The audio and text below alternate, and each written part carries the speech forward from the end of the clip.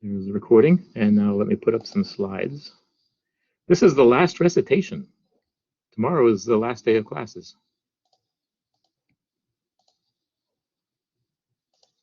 Of course, that. I was just answering the question about the final.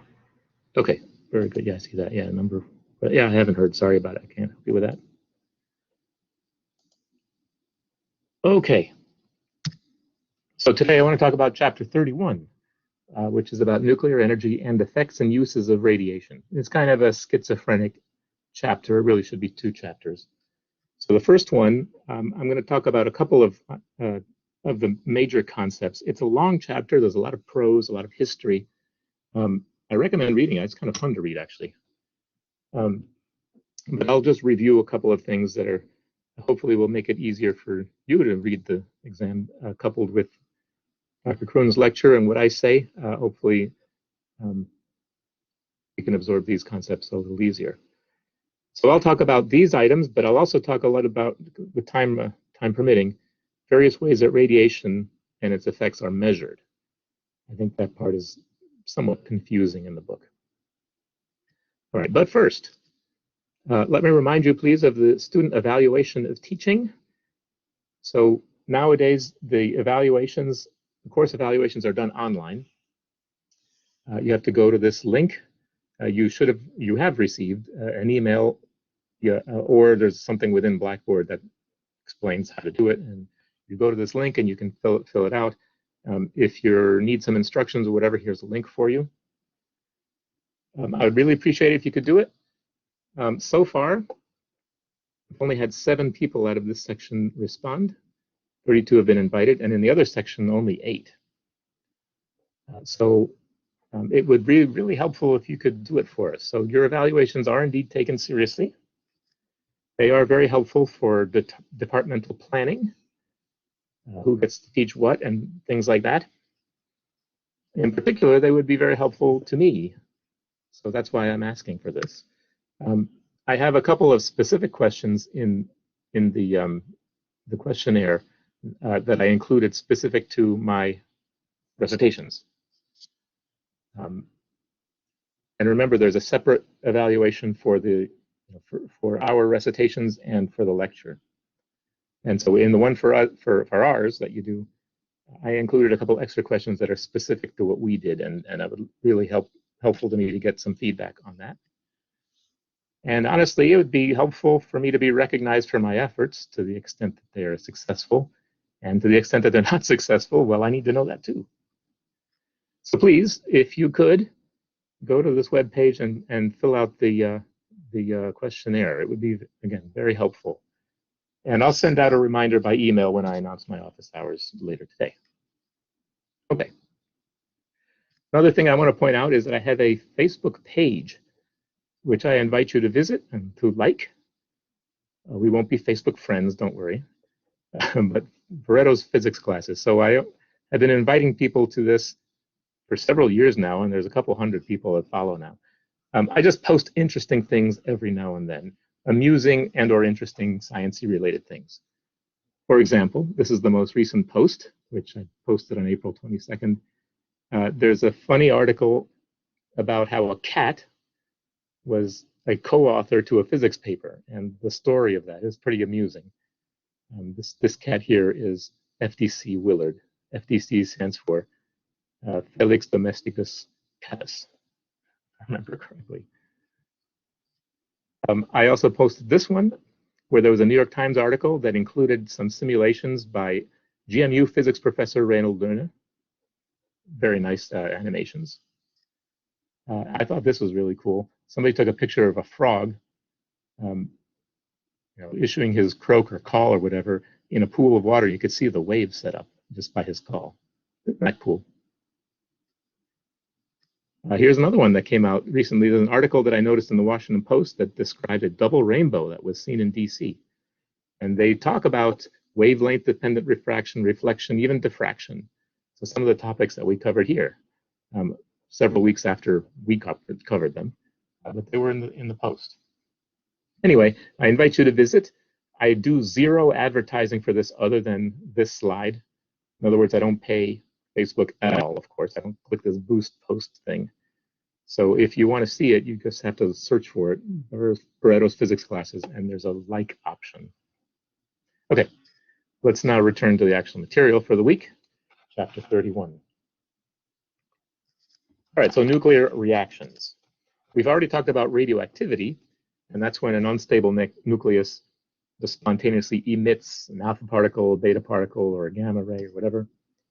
It happens spontaneously in unstable nuclei, but that's not really what we're talking about here when we talk about nuclear reactions. We're basically talking about reverse. So a nuclear reaction is when a nucleus is hit by something, for example, a neutron that goes flying by, and as a result, there are some changes in the nucleus. So we've seen one already. We mentioned carbon-14 production in the upper atmosphere.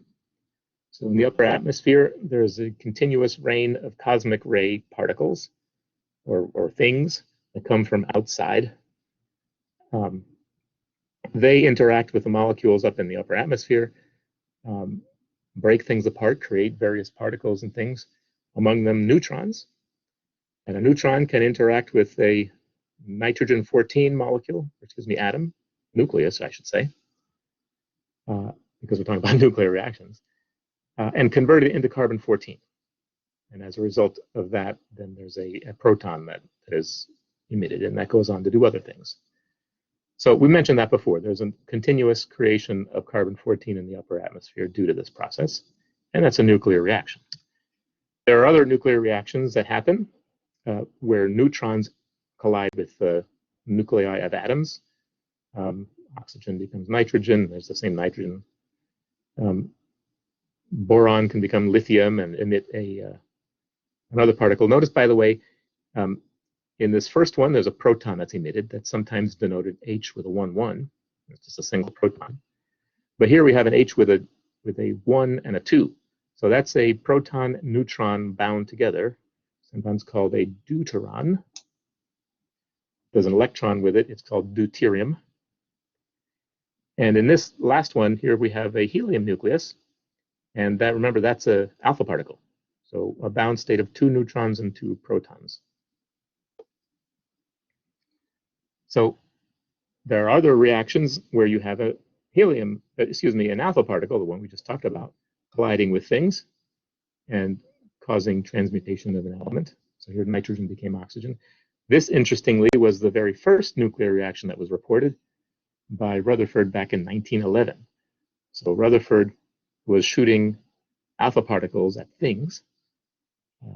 He discovered the nucleus when he did that by shooting alpha particles at a thin little gold leaf. But later he shot them into other things and noticed this particular reaction. So that was the first one that was reported. You can also have nuclear reactions happening when protons come in and hit things. But if you think about it, a proton is positively charged. So as it approaches the nucleus of this carbon, it is repelled. So in order for this to happen, this particular reaction, you have to have the proton come in with a lot of energy.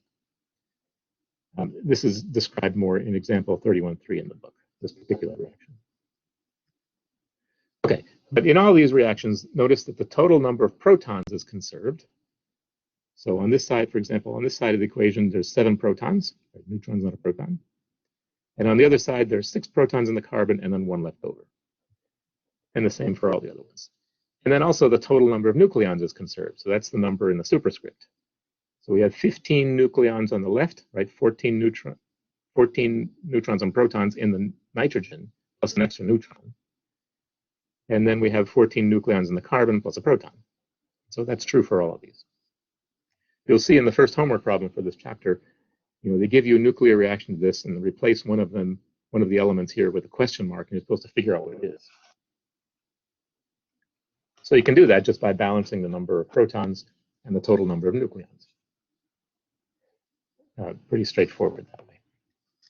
Okay, before going on, let's review the concept of binding energy. This was introduced in the previous chapter. But first, an analogy. It's not a perfect analogy, but it kind of gives you an idea. Suppose we have some soccer balls on a surface, and they're free in the sense that they can just roll around, whatever. They're not bound to anything. But suppose they arrive at an area where there's this big ditch, and they fall in. So what happened when they fell in? Well, they lost gravitational potential energy, right, when they fell in. And as a result, they're both kind of stuck together in here.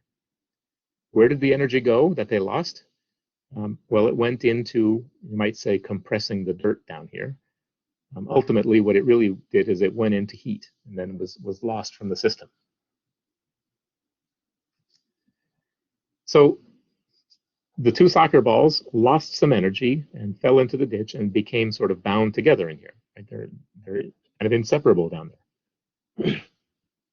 In order to separate them, you have to give them energy. You have to give them enough energy to kick them out of the ditch so that they can go back up to the surface here, and then they could roll about independently. So that's the analogy for a bound state between subatomic particles. Analogous thing happens with subatomic particles. We've seen the example of a free electron that can fall into a bound energy level in an atom. So for example, hydrogen. If you have a free electron and you have an ionized hydrogen atom, that electron can become bound. And in so doing, it falls into one of the energy levels and loses some energy in doing that. As a result, the photon is released that carries away that energy. It's on the order of ones or tens of electron volts for atoms. For hydrogen in particular, when a free electron falls into the lowest ground state, it loses 13.6 electron volts, remember? And that energy is carried away by a photon. If you have a collection of protons and neutrons that fall into a bound state, fall in quotes like that, energy is also released in some form of radiation, or it becomes kinetic energy or something like that. But for protons and neutrons, for nucleons, when they fall into a bound state, a lot more energy is released on the order of mega electron volts. So many orders of magnitude more than atoms falling into, electrons being bound into an atom. So that energy that is lost in the process of becoming a bound state is called the binding energy. It is equal to the amount of energy that you need to put back in if you want to kick the nucleons apart. Just like the soccer balls. If you want to separate the soccer balls, you have to kick them out of the ditch and put in enough energy to do that. Once protons and neutrons are bound together and they have lost some energy in so doing, in order to separate them again, you have to add energy to kick them apart. That's the binding energy. Interestingly, the lost energy manifests as a reduction in the mass of the final product, the final bound state. So a couple of words about this famous equation, E equals mc squared. So it was discussed in the relativity chapter, which I guess was not covered. But it tells you, this equation tells you that mass is a form of energy. You could have a hunk of 1 kilogram of rock, and that's equivalent to a certain number of joules given by this equation. So there's an equivalence there. The insight comes from the special theory of relativity that Einstein proposed back in 1905. And here's a quote from the book, page 761. The relation E equals mc squared is now believed to apply to all processes, although the changes are often to the measure. That is, when the energy of a system changes by an amount delta E, the mass of the system changes by an amount delta M, given by, I'll get into E equals mc squared. In a nuclear reaction where an energy delta E is required or is released, as we just discussed, the masses of the reactants and the products will be different by an amount delta M equal to delta E divided by c squared. Let's solve this equation. It says it's now believed to apply to all processes. Well, we've never found one for which it doesn't apply, where we've been able to check. Einstein's theories are amazing. They keep being verified, even in ridiculous situations that in Einstein's time there was no hope of ever measuring. In particular, in recent years, properties of black holes have been measured, how they radiate gravitational waves, for example. And darn it, if Einstein's theory isn't exactly spot on what is actually measured. We've only been able to measure gravitational waves in the last 5, 6 years. But the predictions are from general relativity just amazing. Anyway, I digress. So when protons and neutrons fall into a bound state, some energy is lost, and that lost energy manifests as a reduction in mass of the final product, bound state, according to that equation. So, for example, let's think about the hydrogen atom that I mentioned. It's a proton and an electron. But imagine that you have a proton by itself, an electron by itself. So the electron has energy 0, it's free, it's not bound. And then it gets bound by the atom. It forms then a hydrogen atom that's neutral. So what happens is the electron drops down into the ground state here that we talked about before. That's negative 13.6 electron volts. So it loses that many electron volts, and it radiates a photon of that much energy in this Lyman series. So it's an ultraviolet photon that is emitted. But before that happens, the mass of a free proton plus the mass of a free electron, you can look up these numbers and you get this. I've written the mass units in these things, MeVs per c squared. That corresponds to an energy of this. Add these two numbers together, basically. So take this, notice the units, plug that into E equals mc squared, the c squareds cancel out, and I'm left with net electron volts. So the proton and the electron, when they're free, correspond to about this much energy. When they join together to form the neutral ground state atom, as I said, the electron loses 13.6 electron volts and drops into the ground state where it's bound. So the total energy of the atom is what it was before, the energy of the electron and the proton separately, minus 13.6 electron volts. So as a result, the mass changes by that energy then divided by c squared. Now notice that we're talking about 13.6 electron volts as compared to about 1,000 mega electron volts. So many orders of magnitude difference. It's actually a reduction of just 1.4 millionths of a percent. Is the 13.6 the binding energy? Yes, it's the binding energy of the electron when it's in the ground state.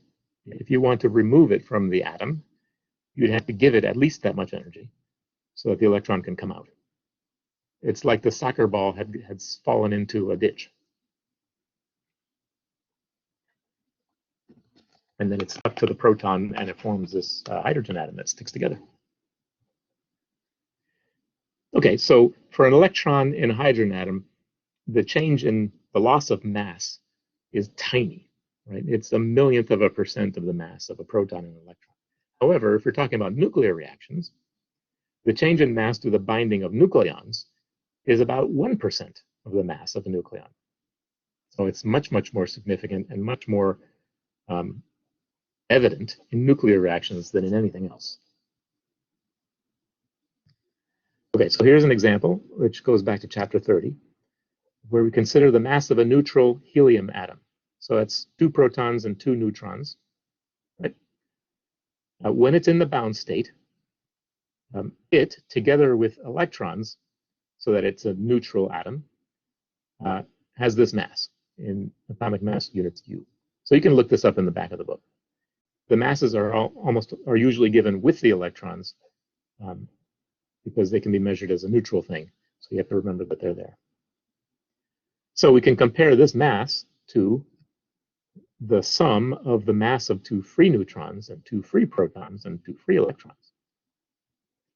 Those are things that you can look up as well. And when you add those things up, you get this number, which you see is bigger than this number. There's more mass in the constituents of a neutral helium atom than there is in a neutral helium atom. The mass of the neutral helium is less than the mass of its parts by this much, 0.03 U. We can take that 0.03 U and use E equals mc squared to convert it into an energy. Here I've taken that and multiplied it by the conversion from U's into MeVs per c squared. And notice that the c squared in E equals mc squared cancels the c squared in the units. So I end up with 28.3 mega electron volts. And that's the binding energy. So the mass that's lost is equal to the binding energy. So you can find the binding energy of any 28.3 element? mega electron volts is the energy that would be required to separate the various components of that atom. I'm sorry, what did I hear? So you can find the binding energy of every element by doing that? Yeah, that's right. Huh. Cool. It is cool, isn't it? Yeah, so binding energy. The total mass of a stable nucleus is actually less than the sum of masses of separate neutrons, protons, and neutrons. The difference is the binding energy, the energy that must be put in if you want to take the nucleus apart. Now there's this interesting graph.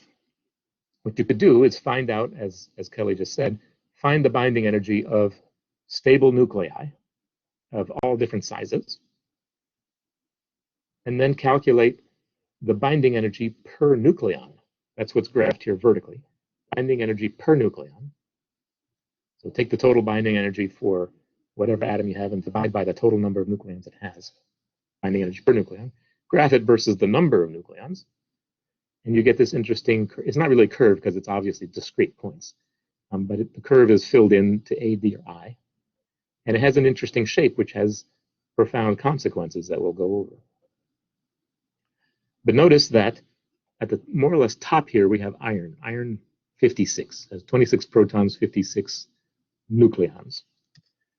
And the fact that it's at the top here means that those nucleons are, in this sense, much more tightly bound than those of helium, which is down here, or maybe this version of helium, or of uranium, which is over here.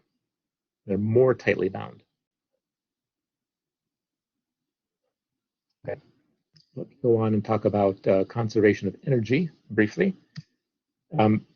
Consider a general reaction like this. So this could be a neutron hitting nitrogen, which then becomes carbon and releases a proton, something like that.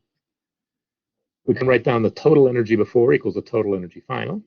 Energy is conserved, and we can use E equals mc squared for the mass. So here it is, neglecting other potential energies. The total mass energy plus the initial kinetic energy equals the total mass energy after the reaction plus the final kinetic energy.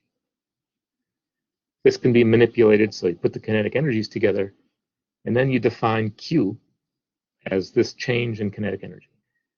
We've always written it as delta KE, but when you talk about nuclear reactions, it becomes a Q. Okay, so the change in kinetic energy over here is a Q. You can solve for the Q like this. There it is. There's this. Oh, I factored out the C squared. Yeah, so there's the Q. It's the difference in the total masses here, times C squared. And I could write it like that. So here I plugged in what the masses are before. I subtract out what the masses are afterwards. Divide C squared, and that's what the Q is. Okay, so this is given in the book as equation 31-2a. It's just conservation of energy. Q is the difference in the masses. If Q turns out to be negative, then this particular reaction is called endothermic. In order for it to happen, energy has to be given. Energy could come in, for example, in the kinetic energy of A, or whatever. But energy has to be given in order for that to happen. If Q is a positive number, then when the reaction happens, energy is released. It's not enough to say that if Q is positive, the reaction will happen. Because in addition to conservation of energy, momentum also has to be conserved. Okay. But there are some examples in the book that describe this. That's the basic idea. And homework problem 1 asks you to calculate this for one of the reactions. Just plug in what the masses are. You can, if you don't have the masses, you can look them up in the appendix to the book. I think it's Appendix A. Okay, so that implies, this idea of doing a nuclear reaction and releasing energy, fission and fusion, which I'm sure you've heard of. So let's discuss that. These are consequences of the shape of this graph, where this is, remember, this is the graph of binding energy per nucleon versus nucleon. So this is what fission is. Up until 1938 or so, nuclear reactions basically looked like a neutron or a proton went in, and then a neutron or proton came out. And then as a result, something happened. But when experiments were done with these massive nuclei, like uranium, it's got 235 nucleons in there. What happened is that some neutron came in, collided with that, and then kind of got absorbed into it. And then you had this sort of jiggling mass of fluid-like material.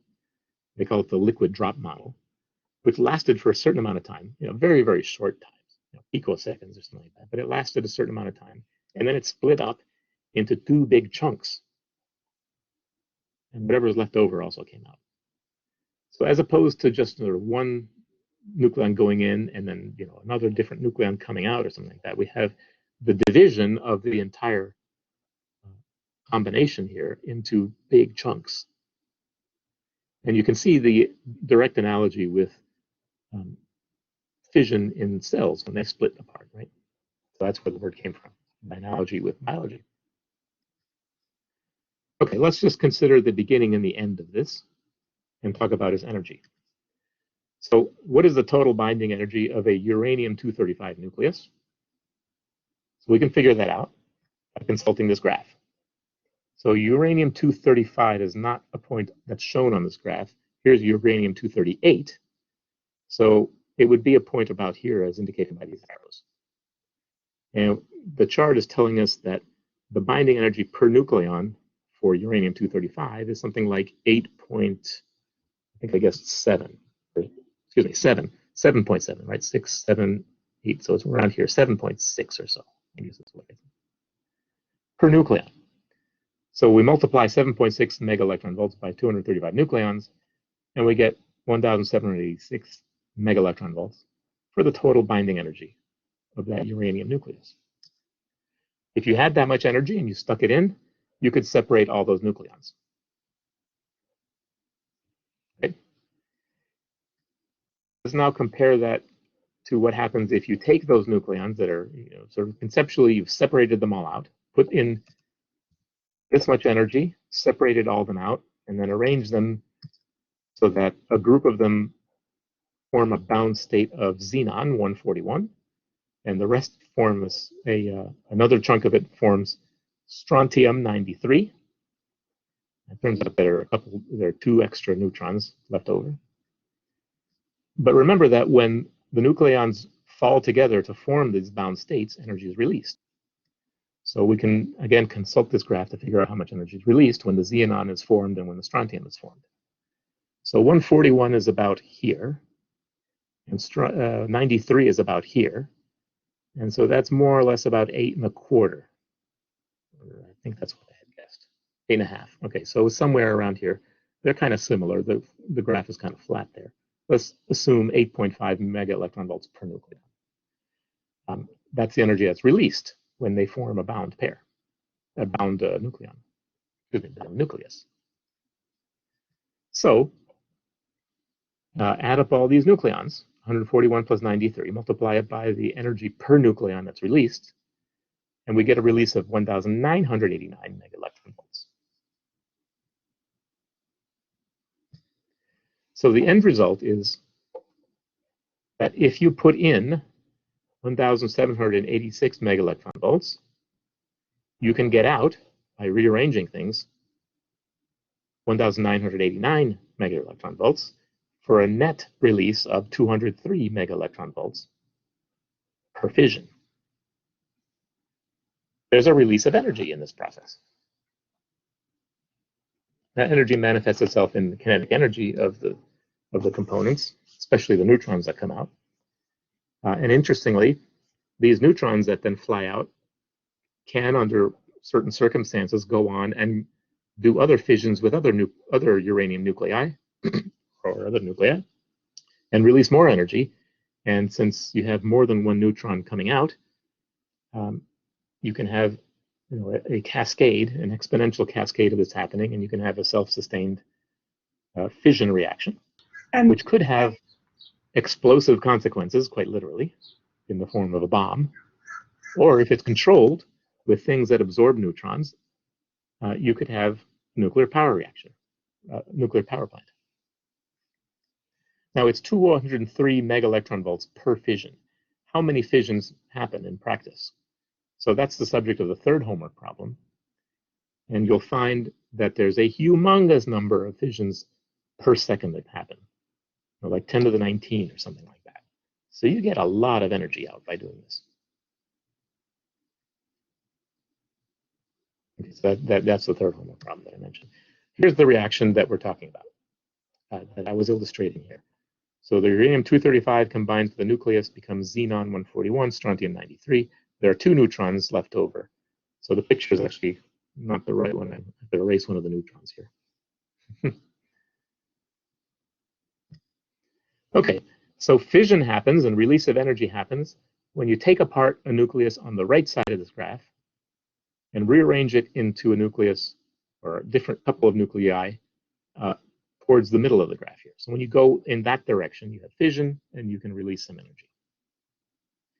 And it's because the binding energies per nucleon are different. You can also have fusion, and fusion happens when you take nuclei on this side of the graph and mush them together so that you form heavier elements. In fission, you took a heavy element and divided it up into lighter ones.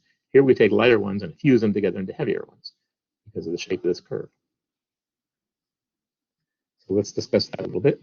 So suppose we want to take apart, we have 2 hydrogen nuclei. So hydrogen is a proton and a neutron in a bound state. That's this guy down here.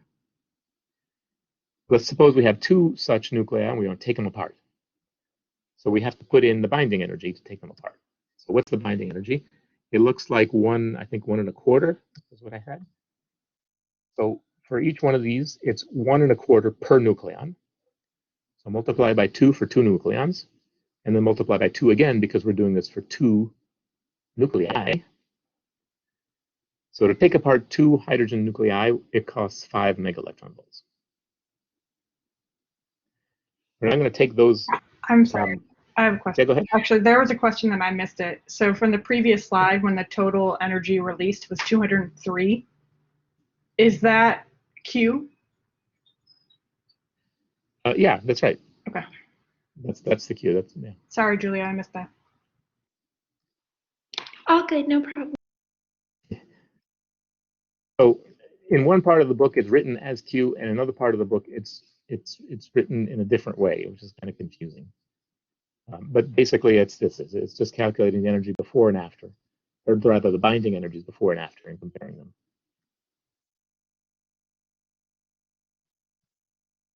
Okay. So we spent 5 megaelectron volts to take apart 2 hydrogen nuclei, and as a result, we have 2 free protons and 2 free neutrons. We would like to mash them together to form helium. That's this one right here, helium-4, which has much, much more binding energy per nucleon. So if we could somehow mush them together, press them together to form into one of those helium nuclei, how much energy would be released? Remember that when they form the bound state, energy is released. So it would be about 7 point something, let's call it 7.0 megaelectron volts per nucleon. That's 4 nucleons. It would release 28 megaelectron volts for a net gain of 23 megaelectron volts per fusion. So that seems less dramatic by a factor of 10 than the fission of a uranium. But uranium is much, much, much heavier than hydrogen. Right? So for an equivalent mass of fuel, you would get more energy doing a fusion. And similarly, uranium is kind of hard to find and to get and to put into the proper form to get self-sustained fusion reactions. Hydrogen is everywhere. On the other hand, it's really hard to get them to fuse. So people have tried very, very hard for many years to create a self-sustaining fusion nuclear reactor, and not been successful so far. There's just too many technical difficulties in having that happen. But this is the reaction that we're talking about here. That's the nuclear reaction. So I'm sorry, can you go back one more? So when you're saying you're taking apart 2, are you really taking them apart or are you putting them together? Like the very first line. So yeah, so That's a good point. Conceptually, I'm taking them apart so I can figure out how much the binding energy is. Oh, okay. So And then conceptually, I'm putting them back together to see how much energy comes okay, back out. all right, okay. But in practice, this is what actually happens. Yeah, they're just mushed together. All right, that makes more sense. Yeah, sorry, I should have made that clear. Thank you. Okay, other fusion reactions are possible from combining lighter elements and getting heavier elements. This, by the way, is how the sun works. So it's hard to create fusion on Earth in a controlled way so we can make a power plant. But the sun is a giant uncontrolled fusion reactor. In particular, these are the reactions that happen. And there's not really much time to go into the details, but protons are combined to form the deuteron, and other things come out, a positron and an electron neutrino. Deuteron and another hydrogen or another proton are combined and they form helium-3. Gamma ray comes out, giving out this much energy. 2 helium-3s combine together to give you helium-4 plus 2 protons. That releases this. These 2 protons go back into the cycle, etc. And that's how the sun works. This combination of reactions, if you take 2 of the first 2 of these, then you can have the third one go. The net effect is this. 4 protons merge into a helium. As a result, 2 positrons come out, and they go on and annihilate and give off energy. 2 neutrinos come out, which basically just fly out and don't do anything. And gamma rays come out. So electromagnetic radiation also comes out, with a net release of 24.7 mega electron volts per reaction. That's how our sun works. Hotter stars do other reactions as well. So more complicated things can happen if there's more energy. For example, you can look up the carbon cycle that's spelled out on page 896. And all these things were quite famously worked out by Hans Bethe in 1939. Here's a picture of Hans Bethe, who died in 2005. I met Hans Bethe. He came to give a talk when I was a graduate student. And I was quite interested to go to the presentation, so I sat in the front before he showed up, and then he walked into the room where he was going to give a talk with his host, and sat down right next to me while he was introduced. So of course I said hello. I shook his hand. I said it was an honor to meet him, and he turned to me and said, "Thank you." After that, he stood up and gave his talk. Julius is how cool. He was a huge guy, just a large person. Like tall and wide? Just, he wasn't overweight or anything. He was just proportionally a large person. Like here's my hand. When we shook hands, his hand was like an extra inch or 2 inches longer just in my hand. His fingers were just flatter. Just a larger person. It was interesting. Photo doesn't do that any justice. He looks normal. Normal's a bad. Very friendly guy, though. Unfortunately, he died in 2005. But anyway, there you go. You're one person removed from the person who figured out how the sun works. Isn't that cool? A lot of physics has been done in the last 100 years. Basically, all of it. All of modern physics. All of modern physics. All of physics has been done in the last 300 years or so. All of what we would now call physics. Anyway. All right, so the fusion processes that fuse nucleons into elements up to the top of this curve here then can release energy, right? Because you have these differences in binding energy. Take lighter elements, fuse them together into heavier elements, and then you can release energy as long as you're going up to here. When the curve starts to come back down, then you need to take heavier elements and break them into smaller pieces to release energy.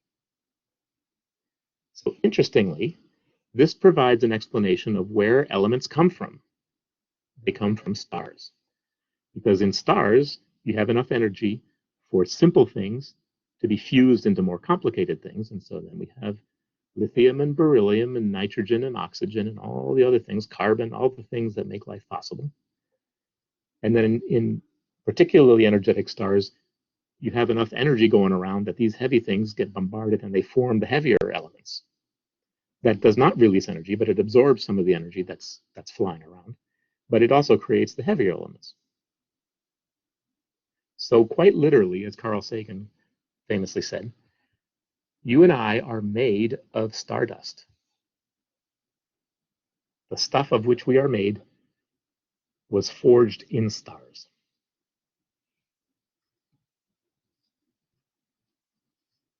What was that in the chat? I just said that's so sweet. It's a nice thought. Quite poetic. Carl Sagan was quite a poetic writer. Okay, that's it for the nuclear reaction part. Like I said, it's kind of a schizophrenic chapter. The next part, I think we've got maybe 10 minutes or so. Actually, let me take attendance before I go into the next part. So stay with me for a second while I do my screenshots.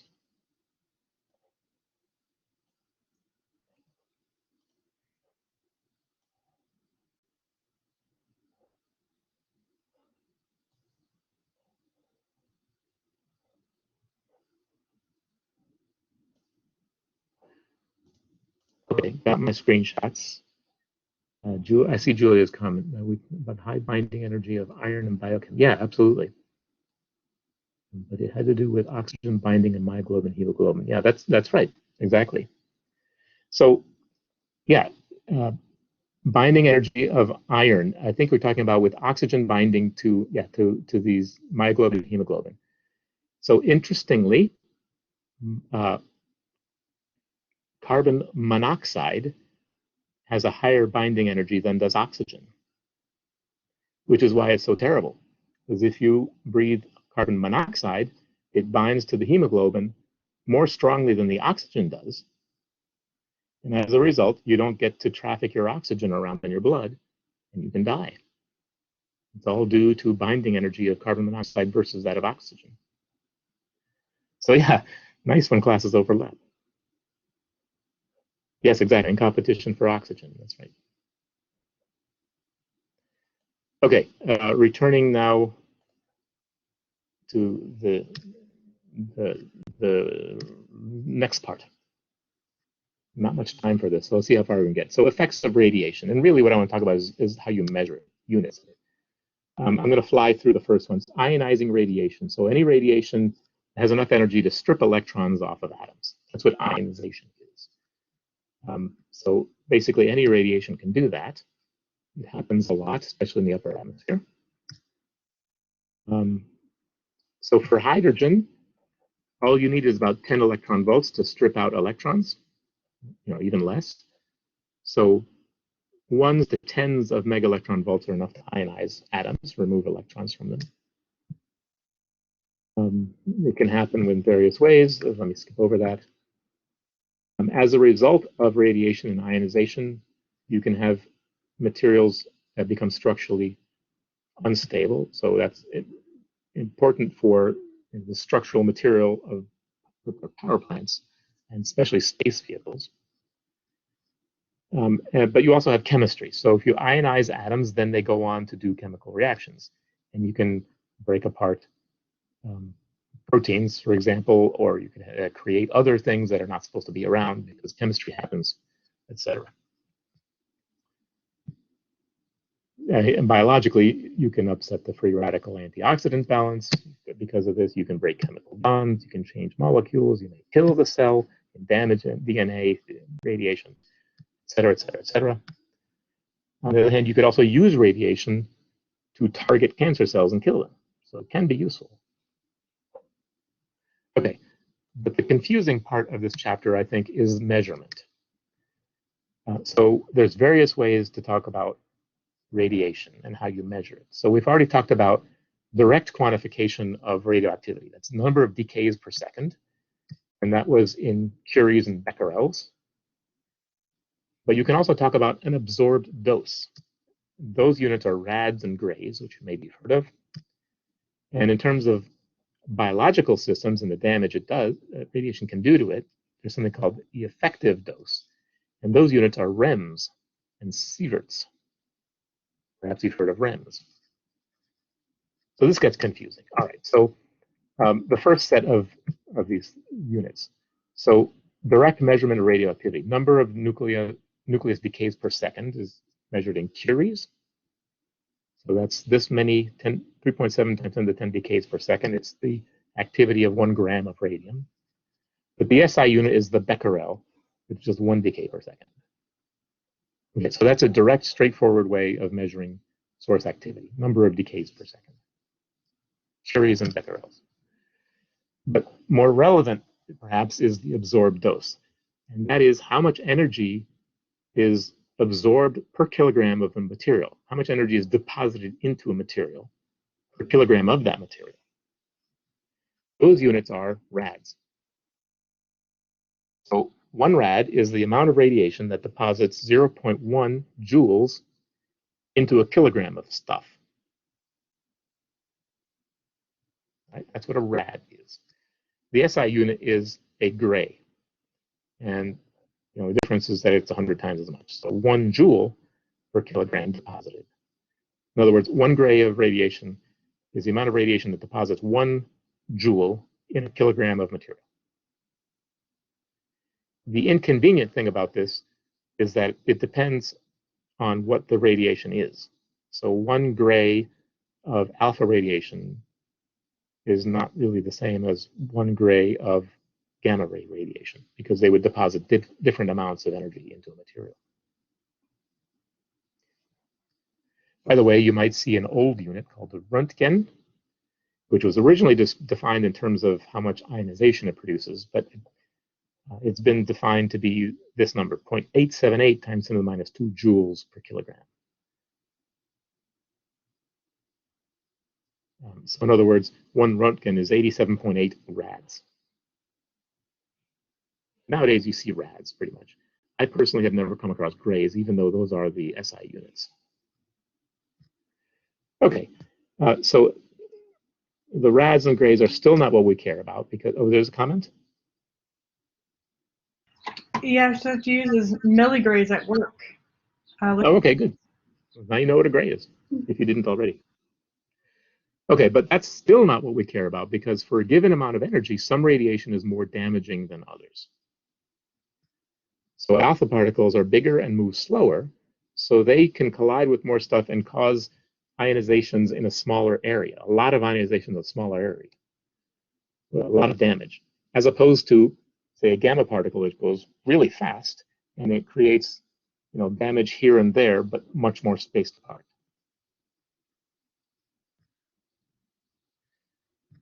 Okay, so what we want to do is quantify an effective dose of radiation.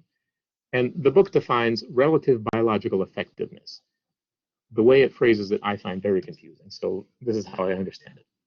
Suppose you have 5 rads of X-ray or gamma ray radiation. Remember, rads are how many? 0.01. 1 rad is 0.01 joules deposited in the material. But that produces a certain amount of damage, biological damage, in a biological material. The book doesn't tell you how that's measured, but let's just say that a certain amount of damage is caused in the biological material by 5 rads of gamma ray or X-ray radiation. Then you can compare that to 1 rad of slow neutrons, and you can find that that does the same amount of damage in the same material. And so do these experiments, find out that both these kinds of radiation create the same amount of damage, 5 rads of X-rays or 1 rad of slow neutrons. So in that sense, the slow neutrons are about 5 times more damaging to biology than the X-rays are. And so you define the relative biological effectiveness of slow neutrons to be 5. Okay, so that's the meaning of this chart. So X-rays and gamma rays are given the RBE of 1, and slow neutrons here show up as 5. They are 5 times more damaging in the sense that I just described. Alpha particles, with a given energy, so particularly slow ones, are about 20 times more damaging than gamma ray radiation in the sense that I just described. Okay, so finally, effective dose is the absorbed dose times the RBE, and that's what a REM is. So REM is 1 rad times the relative biological factor, or the whatever the RBE, I forget what it stands for already, the RBE for the material you're talking about. And the SI unit are sieverts. So that's what's relevant, really, because it talks about the rate, it's whatever radiation you have, 1 rem of it does the same amount of biological damage. So that's why we've gone through all this rigmarole, is to define a unit that can be compared across different kinds of radiation to assess how much biological damage is done consistently. Okay, recommended limit for occupational exposure is about 5 rems per year. Average background is about 0.3 per year. And where does this radiation come from? I found this chart in a different book. Most of it, you're exposed to radiation on average, mostly from radon, interestingly. Cosmic rays, 8%. Terrestrial sources like bricks and dirt, which have radioactivity in them. Within your own body, 11%. X-rays and nuclear medicine is about 15%, as you see. Whoa, I'm way over time. Okay, I gotta terminate this session. So that's it. Good luck to everybody. I'm sorry that I had to rush through the end. This is the last recitation, so I wish everybody the best of luck in the future. I'll hold office hours tomorrow and also next week in preparation as you prepare for final exams. Watch for the email. I'm going to please remind you to do the course evaluation. I would really appreciate it. Please do that. Have a good weekend break. Thank you. Thanks for Good luck on the final. See you guys. Again, I hope everything was helpful. I'm going to post this on my YouTube channel. Tell your friends who are not in the recitation, especially.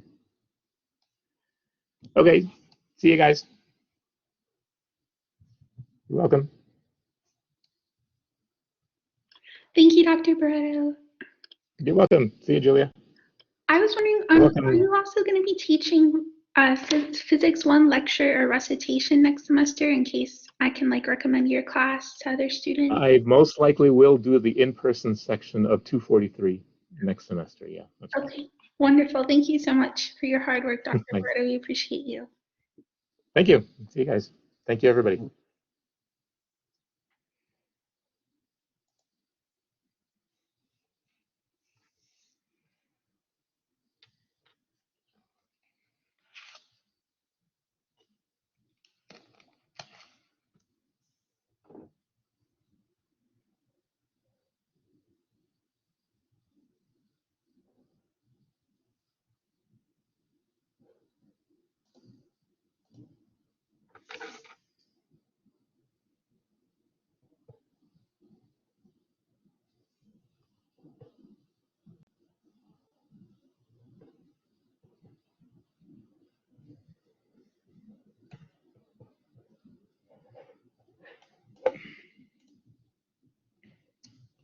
You're welcome, Annie.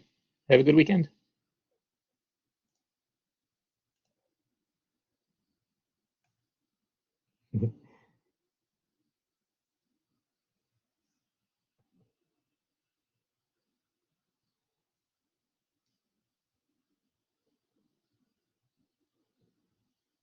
Oh, I'm going to stop the recording.